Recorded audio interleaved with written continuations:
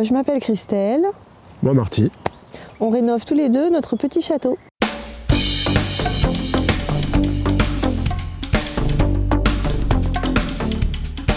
C'est notre 4e rénovation.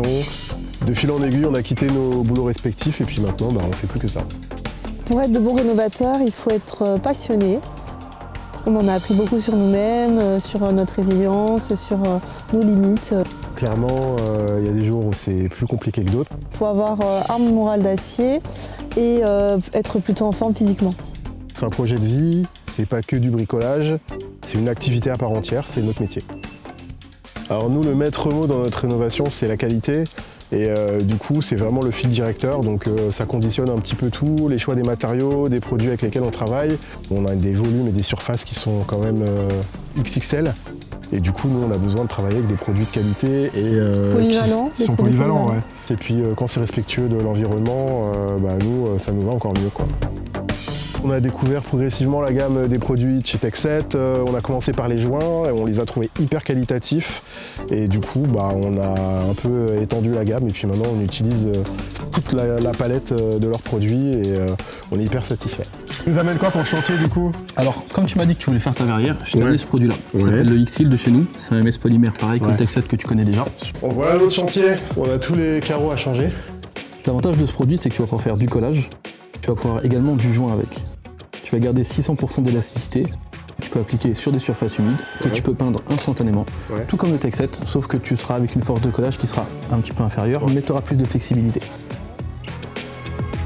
Alors c'est vrai qu'avant on l'utilisait pas et maintenant je me vois mal m'en passer. Je vais prendre ça. Celui-ci, tu peux coller des pierres naturelles avec, tu peux coller du miroir avec, t'as pas de transfert qui va apparaître, tu n'auras pas d'auréoles qui vont apparaître au niveau du miroir ou au niveau de la pierre naturelle. Sur toutes les surfaces, tu peux aller. Donc c'est genre tout terrain quoi. Exactement.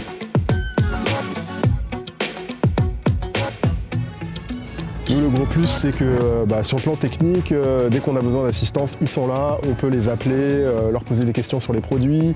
On a même des fois le bonheur de les avoir et pour qu'ils nous aident à un petit peu appréhender le chantier, leur poser des questions. Donc on est hyper contents.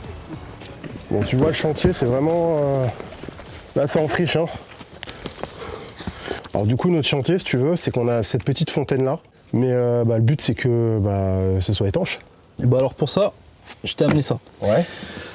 Ça, c'est WP7 501. C'est un ciment polymère qui va te permettre de rendre étanche un mur. Donc dans les deux sens. C'est-à-dire que quand tu es dans une cave, ça va éviter que l'eau passe au travers du mur. Ouais. Et quand tu vas vouloir faire d'étanchéité comme sur ton bassin, ça va fonctionner aussi. Donc regarde, là on a fait l'expérience avec un boiseau en fait. Ouais. Donc là c'est le côté non traité. Et tu vois, une fois que c'est traité, ça va donner une couleur qui va ressembler à ça en fait. Dans le kit que tu vois là, tu viens appliquer ce primaire là. Après, tu viens faire le mélange du ciment polymère qui est ici. Okay. Tu le passes en deux couches. Une première couche que tu laisses sécher, 1 mm minimum. Ouais. Et après, tu passes, une fois qu'elle est sèche, un petit peu d'humidité pour humidifier le mur. Okay. Tu passes une deuxième couche en croisée. Okay. Pareil, 1 mm. Et après, tu es étanche. Okay. Tu peux l'appliquer même sur un mur humide, il n'y a aucun problème. Une fois que le produit est sec, dessus, tu peux remettre du plâtre, du carrelage, aucun souci.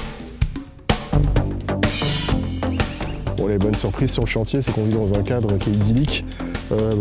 Travailler dans cet environnement, c'est juste un privilège, quoi. Donc on passe de la ville à la campagne, je dirais, à la nature, et ça nous va très très bien.